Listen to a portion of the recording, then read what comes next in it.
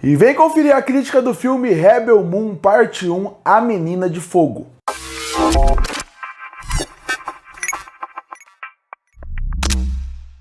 E lançou na Netflix o filme chamado Rebel Moon Parte 1, A Menina do Fogo. Filme esse que marca a primeira parte de duas, porque a segunda parte já vai lançar em abril de 2024. Então, para você que gostou do filme, gostou do universo, não precisa ficar ansioso para saber quanto tempo vai demorar. Já anunciaram, inclusive, quando acaba o filme, eles até já colocaram um trailer da parte 2 que confirma para metade de abril. Então, essa primeira parte chama Rebel Moon, A Menina do Fogo. Esse filme marca a volta do Zack Snyder com sua parceria com a Netflix. Ele já tinha feito um filme de zumbi para Netflix, já não tinha sido bom, e agora ele faz esse novo universo, que vai ser esse universo sci-fi do Zack Snyder, que ele começou do zero. E bom, esse filme, ele consegue mostrar o melhor que o Zack Snyder consegue trazer para os seus filmes. E ao mesmo tempo, ele consegue trazer o pior que o Zack Snyder consegue trazer para os seus filmes. É um repeteco de muita coisa que ele já fez certo e errado. Por exemplo, visualmente, eu achei esse filme muito bonito. Óbvio, ele tem muito CGI, como era já esperado, e obviamente nem todo o CGI do filme consegue manter aquela qualidade super elevada, mas em questão de universo, ele consegue apresentar muito bem, fazendo com que você, como público, se interesse em saber mais sobre as raças, mais sobre aquele universo, e você até pensa, bom, tem tanto potencial aqui para tantos personagens, que eles poderiam até ganhar um filme solo, ou ganhar uma série solo, só contando, por exemplo, sobre a vida dos robôs quando eles estavam na guerra, afinal agora eles estão aposentados e retirados, ou sobre um pouquinho de cada um daqueles personagens, um pouquinho mais sobre aquelas religiões. E isso o Zack Snyder faz muito bem em todos os seus filmes, em relação a visual, em relação a como ele apresenta o mundo, em relação de como ele consegue deixar o seu povo interessado para querer assistir mais coisas através daquilo. E isso eu acho que ele consegue manter muito bem aqui. Então, quando aparece uma nova criatura, quando eles vão para outra cidade, que vai ter uma outra cultura, eles conseguem mostrar muito bem, e isso ele manda bem.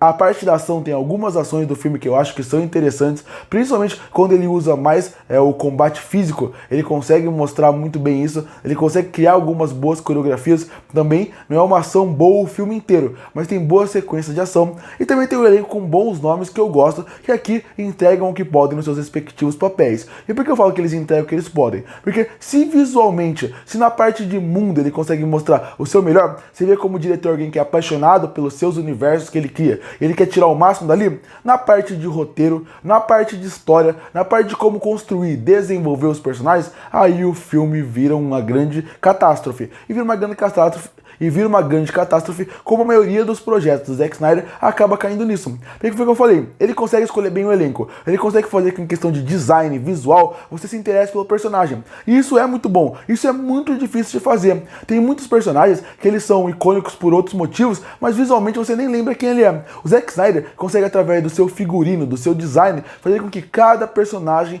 tenha uma cultura própria, com que cada personagem tenha uma construção própria através do vestimento.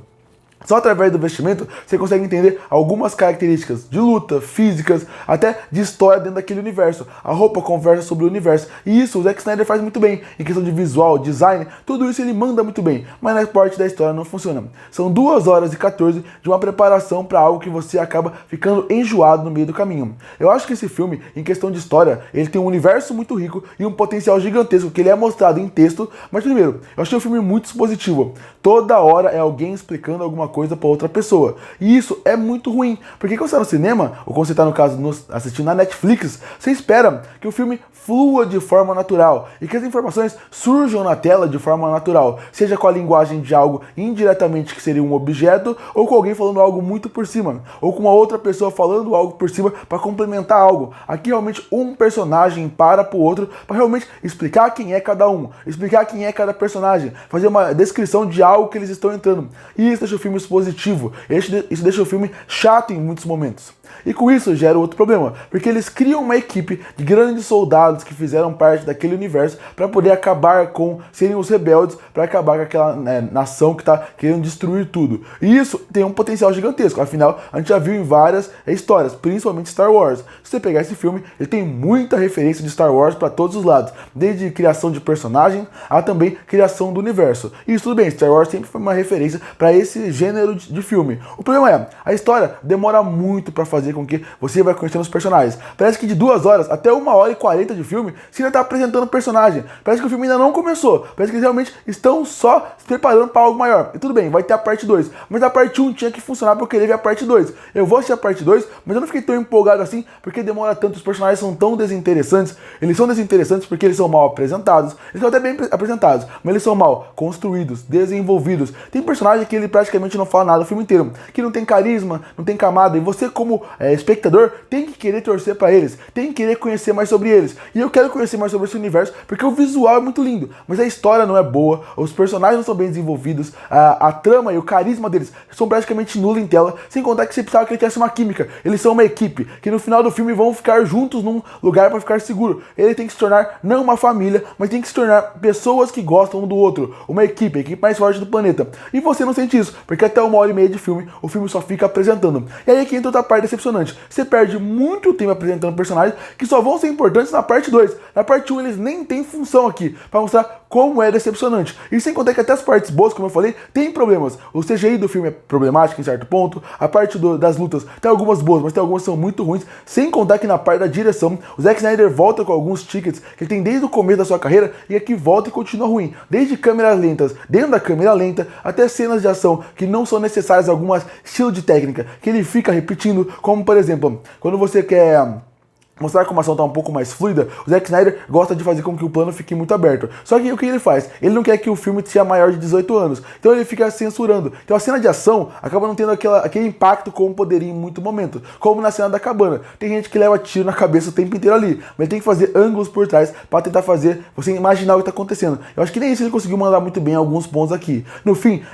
Rebel Moon tem um elenco que tem bons nomes, mas que estão completamente mal utilizados aqui. Um universo que tem um potencial gigantesco em relação à história, que nunca é bem desenvolvida, nunca é bem trabalhada, um filme que parece estar sempre começando, expositivo, chato, arrastado, 2h15 para um filme que parece que nem começou ainda. Eu terminei o filme e falei, parece que o filme vai começar agora. E mesmo que tenha a parte 2 tinha que te convencer a querer continuar aquela história. Aqui eu terminei pensando, eu não assistiria uma parte 2 agora, porque não me empolgou como poderia. Os personagens são tão empolgantes, visualmente são muito bons, mas na hora que você vai desenvolver eles não são bons, e a trilha sonora funciona bem para esse universo, mas também não é nada de outro mundo. No fim, Rebel Moon mostra o melhor e o pior que o Zack Snyder entrega nos seus filmes. Concluindo, Rebel Moon mostra o melhor e o pior que o Zack Snyder entrega nos seus filmes. Se por um lado ele entrega um visual incrível, personagens com potenciais de crescimento, designs fantásticos e até boa sequência de ação, tudo em relação a visual, em relação à grandiosidade do mundo, que te deixa curioso de saber mais, por outro, a parte de narrativa, construção de mundo, fazer com que aquele mundo seja vivo, deixar ele como algo palpável, fazer com que os personagens fiquem interessantes, o relacionamento deles funcione e tenha bons diálogos, nada disso em questão de roteiro funciona, porque eu considero que o Zack Snyder ele é um excelente construtor de mundo, mas ele é um péssimo contador de história na maioria dos seus filmes. E por isso que eu fecho o filme Rebel Moon, parte 1, A Menina de Fogo, com uma nota 4 de 10. Curte pra fortalecer o canal, se inscreve pra não perder os próximos vídeos. E aí, o que você achou da parte 1 de Rebel Moon, A Menina do Fogo? Você gostou? Você não gostou? Que nota você daria pra ele? Comenta aqui embaixo. Eu volto no próximo vídeo.